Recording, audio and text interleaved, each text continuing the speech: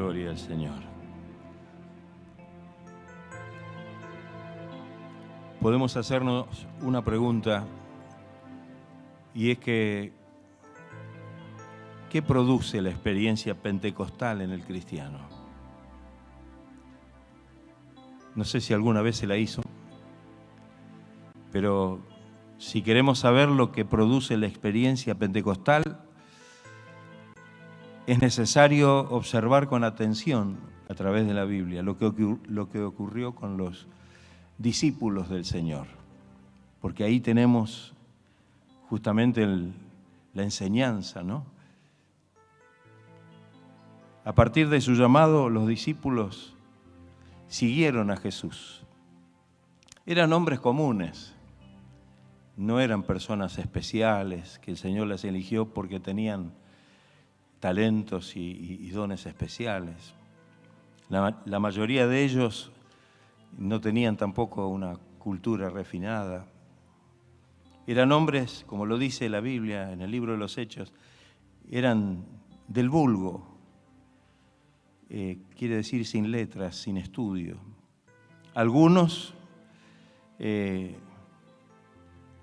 podemos decir que Dios los llamó con sus tareas que tenían que ver con cosas que nada tenían que ver ni con la religión ni con la fe judía siquiera. Eran hombres vulgares. La palabra vulgar significa tosco, común, ordinario, rústico. A estos hombres eligió en su mayoría el Señor para que le siguieran. Pero estuvieron 3 años con el Señor. Amén. Vamos a hacer un vuelo de pájaro rápido. 3 años con el Señor. Qué instituto bíblico, ¿no? ¿Quién tuviera un maestro, no? Como el Señor, 3 años. 3 años. Y sabe que no tenían los miércoles y sábados nomás clase. Todos los días estaban con el Señor, escuchando sus enseñanzas, cuando el Señor daba esos maravillosos sermones que están plasmados en los evangelios, al público, a los que lo rodeaban, pero también y en forma tan especial, en esos momentos privados que el Señor tenía con ellos. Y esa es otra bendición, ¿o no es así? La bendición de tenerlo a Jesús solo para ellos. Y muchas veces para que el Señor les explique lo que había dicho en público, porque no lo habían comprendido. Cada uno de ellos tenía su perfil, su carácter, sus fortalezas y debilidades. Y podemos decir que tenían más debilidades que fortalezas, como las tenemos todos los seres humanos. Eran temerosos. Estas palabras están todas escritas en la Biblia en relación con ellos. Temerosos, incrédulos, materialistas, faltos de entendimiento, duros de corazón.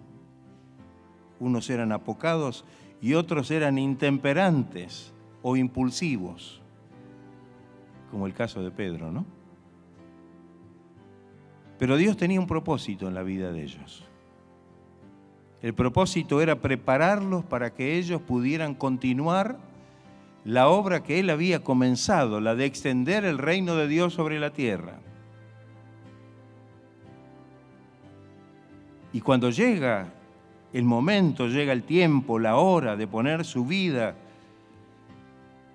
por el pecado del mundo, después de esos 3 años, aún no habían entendido las palabras de Jesús cuando les anticipó lo que había de suceder en estas circunstancias. Y cuando vinieron a aprender al Señor, cuando fue traicionado por uno de ellos, Judas, todos los demás huyeron atemorizados y lo dejaron solo. Aún Pedro, que había dicho que iba a dar su vida por el Señor, lo niega cobardemente niega conocerlo y niega que lo había seguido. Frente al acto de la crucifixión, excepto Juan, el discípulo amado, los demás miraban de lejos. Después de ser sepultados, se encerraron temerosos, compartiendo su desesperanza, su tristeza y su desconcierto por lo que estaba ocurriendo. Cuando el Señor resucitado se les aparece, reprochando su incredulidad, se gozan al verlo. El Señor ya se los había anticipado. Vuestra tristeza se convertirá en gozo. Se gozan y sus pusilánimes corazones se fortalecen. Pero nos preguntamos, ¿estaban preparados, listos para asumir la responsabilidad del apostolado? ¿Qué diría usted? ¿Qué diríamos nosotros? Diríamos que no. Al presenciar su ascensión, cuando el Señor se le fue levantado al cielo, ¿cuál es la pregunta que les surge a ellos? Como quienes debían continuar con la obra que Él había comenzado. Le dijeron, Señor, ¿cómo comenzamos a movernos? ¿Qué debemos hacer? Danos, Señor, las primeras pautas. ¿Dijeron eso? No. Ellos le dijeron, Señor, ¿restaurarás el reino de Israel en este tiempo? ¿Ahora vas a establecer el reino de Israel? No estaban enfocados en la misión. No estaban enfocados en lo que el Señor les dijo para lo que los había preparado.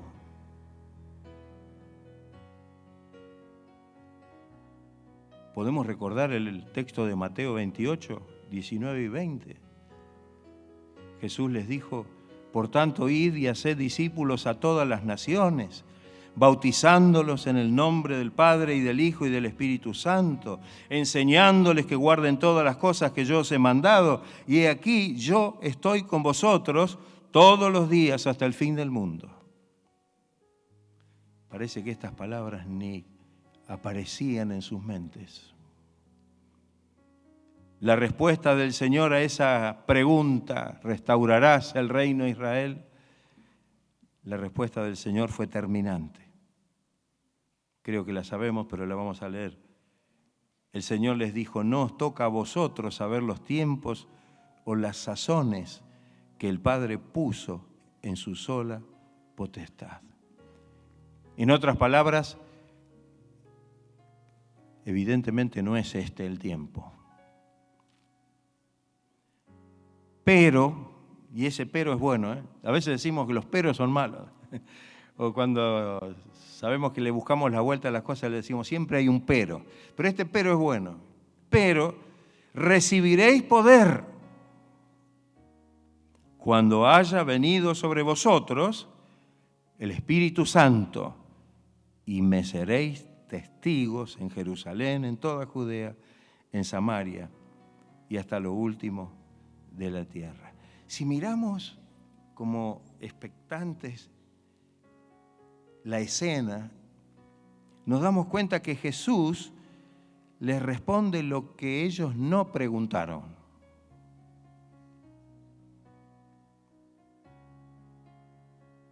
Jesús les responde. Pero la parte positiva de la respuesta es lo que ellos no estaban esperando. Que debían realmente recibir ese poder cuando venga sobre ellos el Espíritu Santo. Evidentemente, aún no estaban preparados para la misión. ¿Cuál era la misión? La de predicar el Evangelio hasta lo último de la tierra, como se le dijo. Por eso el Señor les anticipó y les dijo que se quedaran en Jerusalén hasta que sean investidos con poder de lo alto, porque solamente con ese poder podrían ser sus testigos y podrían predicar el Evangelio en Jerusalén y más allá de Jerusalén, en Judea y en Samaria y luego hasta el final de la tierra. Entonces la primera cosa que les dice: no se muevan, no vayan a ningún lado. En otras palabras, no hagan nada, esperen recibir el poder que viene de lo alto. En esto fueron obedientes y esperaron, seguramente con gran expectativa, el cumplimiento de la promesa del Señor.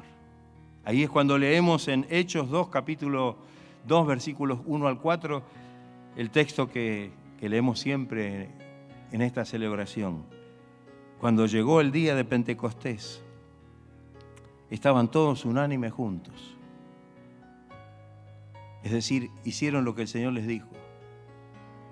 Y de repente vino del cielo como un estruendo, como de un viento recio que soplaba, el cual llenó toda la casa donde estaban sentados.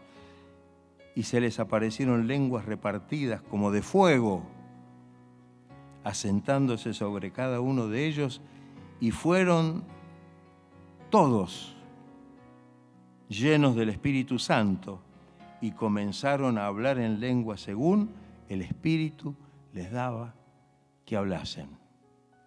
¡Qué maravilloso! ¡Qué maravilloso! Pero volvemos a hacernos la pregunta: ¿qué produjo esa experiencia en ellos? ¿Qué produjo el cumplimiento de la promesa, el envío del Espíritu Santo, la recepción del Espíritu Santo? Y vamos a encontrar tanto material en el libro de los Hechos. En el capítulo mismo, en el capítulo 2, verso 14, y vamos a enfocarnos tal vez en uno de ellos, de los discípulos. Dice: entonces Pedro, poniéndose en pie con los 11, alzó la voz a la multitud que se había reunido, que eran muchísimos, y les habló diciendo: varones judíos y todos los que habitan en Jerusalén, esto os sea notorio y oíd mis palabras. Lo primero que tenemos que decir es que este Pedro no es el mismo Pedro de antes de recibir el poder del Espíritu Santo. No es el mismo Pedro que había negado al Señor, el mismo Pedro que había dicho que no lo conocía, que se había mantenido encerrado por temor, que le costó creer en la resurrección. Ahora es un Pedro. Ahora hay una palabra, yo la voy a usar porque así le suena. Ahora vemos a un Pedro empoderado con el poder del Espíritu Santo. Ahora vemos a un Pedro, de haber negado cobardemente al Señor, ahora no solo confiesa, sino que lo hace sin temor y con un valor que solo el Espíritu Santo le puede dar, y con el mismo Espíritu que el Señor nos puede dar a nosotros.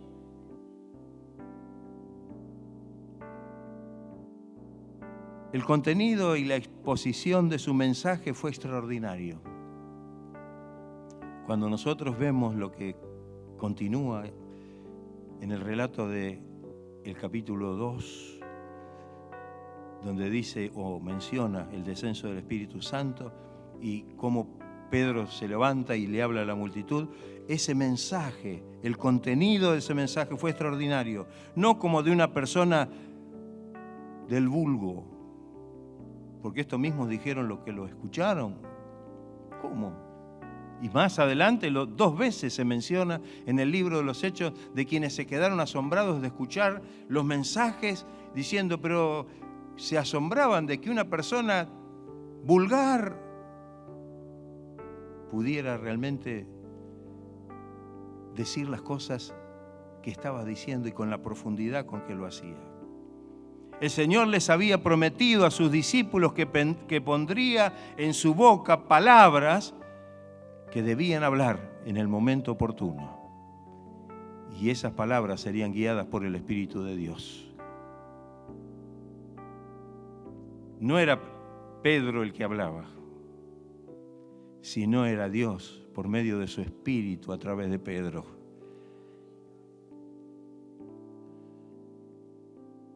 El mensaje fue maravilloso y muy profundo. Les reveló a los oyentes que estaban presenciando el cumplimiento de la profecía dada por Joel. Deben recordarla, ¿no? Joel, capítulo 2, versos 17 y 18, lo hemos leído, lo leyeron los hermanos, que en los postreros días, dice Dios, derramaré de mi espíritu sobre toda carne, y vuestros hijos y vuestras hijas profetizarán, vuestros jóvenes verán visiones, y vuestros ancianos soñarán sueños, y de cierto sobre mis siervos y sobre mis siervas en aquellos días derramaré de mi espíritu.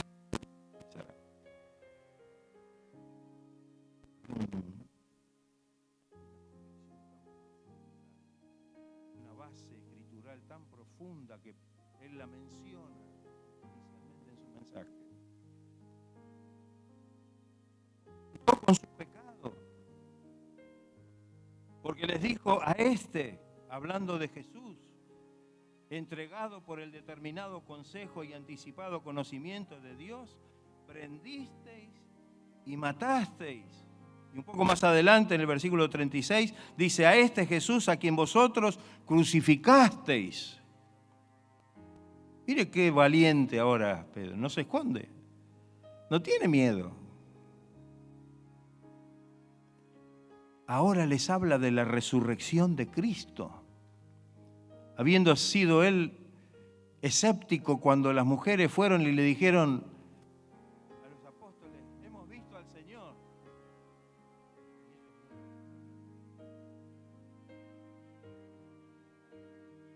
Y entonces les dice a esta multitud que se había reunido, y especialmente a los judíos, a Jesús resucitó Dios, de lo cual todos nosotros somos testigos. Ahora no niega que es seguidor de Cristo. Nosotros somos testigos, dice, de esto. Así que exaltado por la diestra de Dios y habiendo recibido del Padre la promesa del Espíritu Santo, ha derramado esto que vosotros veis. Espíritu Santo. Maravilloso. Sus palabras ungidas por el Espíritu Santo, ¿qué produjo o qué produjeron? Dice que se compungieron los oyentes. Yo estuve mirando el significado de esa palabra. Significa golpear, punzar.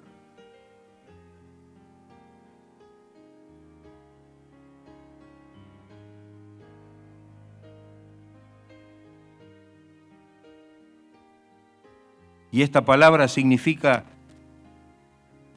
convencidos, puestos en evidencia. Por eso se compungieron, porque la palabra guiada por el Espíritu Santo traspasó sus corazones.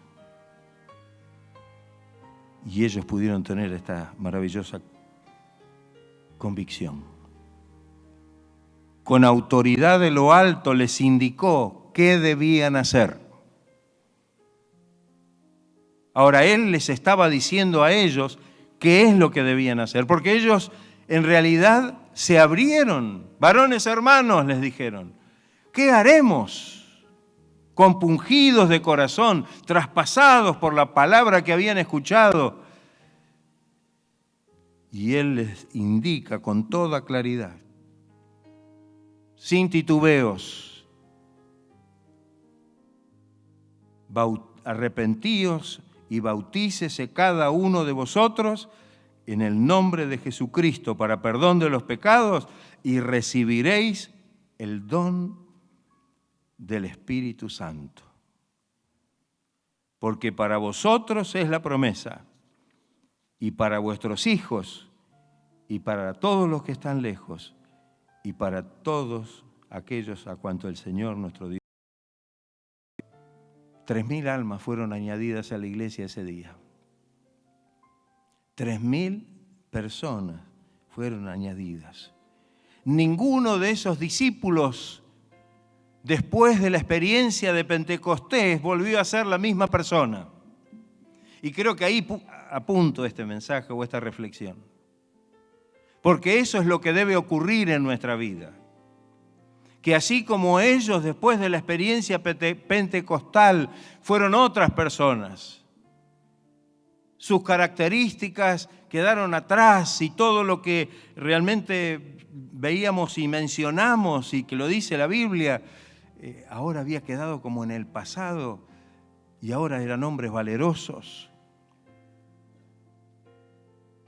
Ya no se escondían, ni se escondieron más,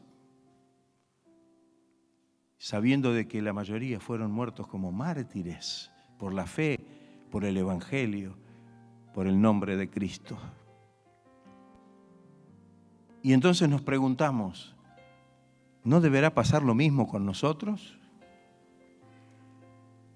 Nos preguntamos si somos o seguimos siendo los mismos de antes, o a partir de la experiencia pentecostal hemos comenzado a vivir una nueva vida de consagración, de servicio,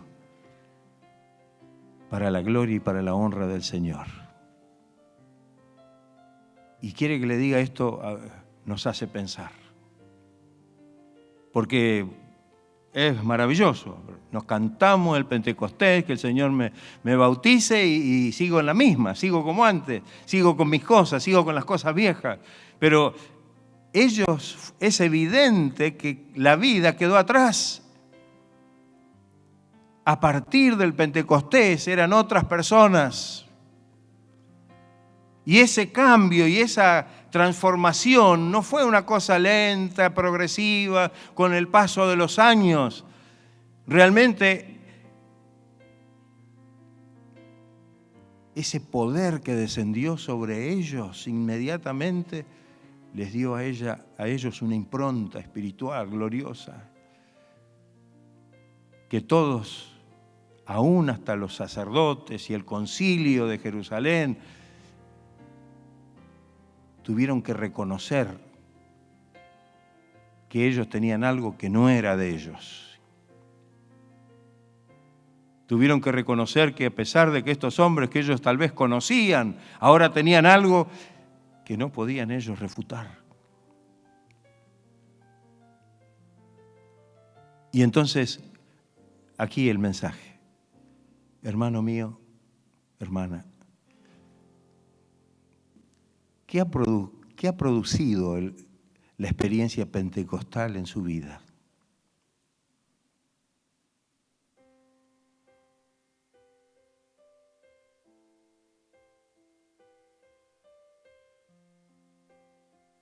Hay un silencio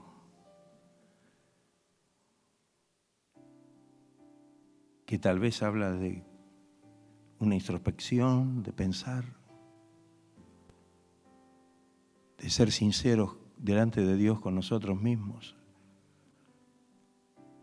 Pero Dios quiere que seamos distintos. Dios quiere que esta experiencia pentecostal haga de nosotros nuevas personas.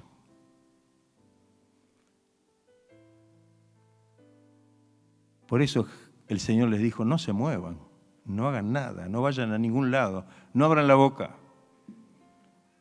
Esperen para recibir la promesa del Espíritu Santo. Y recién ahí van a estar listos y preparados para poder llevar el mensaje del Evangelio. Y cuando nosotros seguimos leyendo el libro de los Hechos, nos damos cuenta que todos, aún los que fueron esparcidos porque comenzó una persecución y comenzamos a ver que realmente todos habían experimentado esta transformación, este cambio. está lleno de testimonios, el libro de los Hechos, de cómo ahora a través de ellos el Señor hacía obras maravillosas. En su segundo, en el siguiente capítulo donde se habla del otro discurso, muy cerquita del primero, aparece el número de 5.000. Y después dice que por la mano de los apóstoles Dios hacía cosas maravillosas. Hasta la sombra de Pedro sanaba a los enfermos.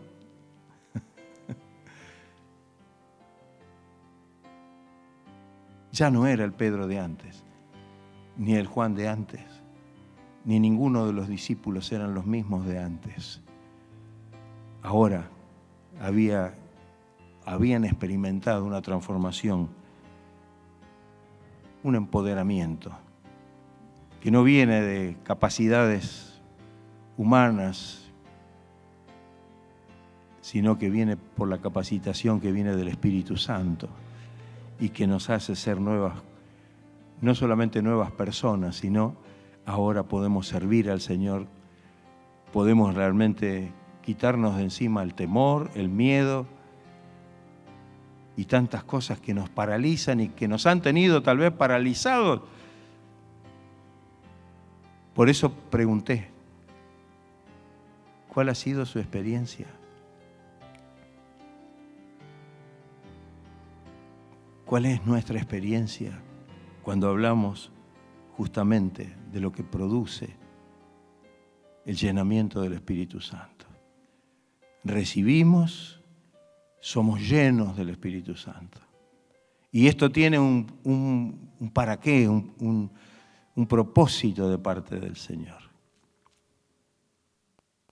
Y tal vez allí, en función de esto, tenemos que hacernos las preguntas o autoformularnos las preguntas que he comenzado a hacer después de haber recibido este Pentecostés, de haber recibido esta promesa del Espíritu, de haber recibido y haber sido lleno del poder del Espíritu Santo. ¿Qué ha cambiado en mi vida?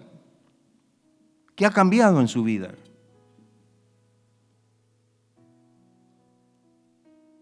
Yo creo que hoy, haciéndonos de la palabra, del mensaje, tenemos que pedirle al Señor que a partir de hoy queremos ser distintos. Tenemos que mostrar lo que produjo esta experiencia pentecostal en nuestra vida.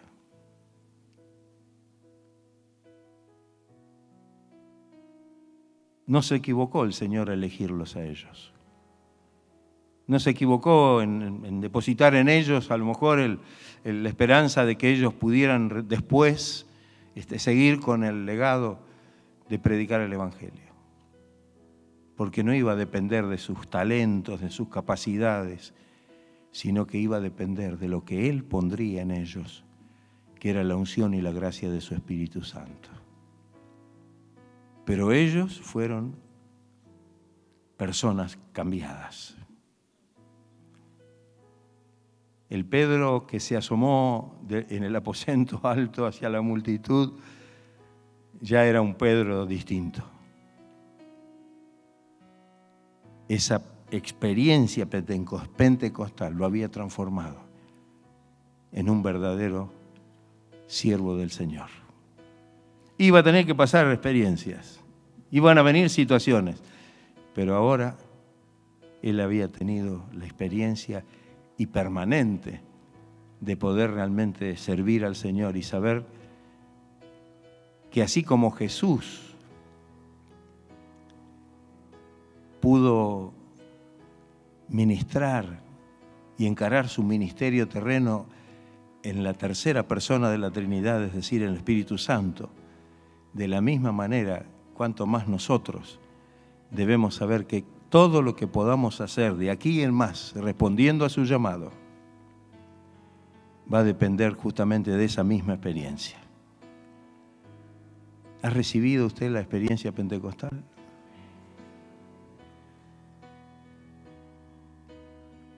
¿Ha recibido el llenamiento en esta experiencia pentecostal? ¿Se ha mantenido esta bendición en forma permanente en su vida o fue una experiencia aislada en su vida? Y después, mañana sigo igual. Mañana sigo siendo el de antes.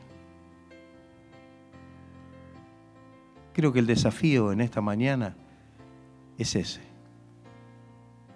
Que podamos salir de este lugar como personas diferentes.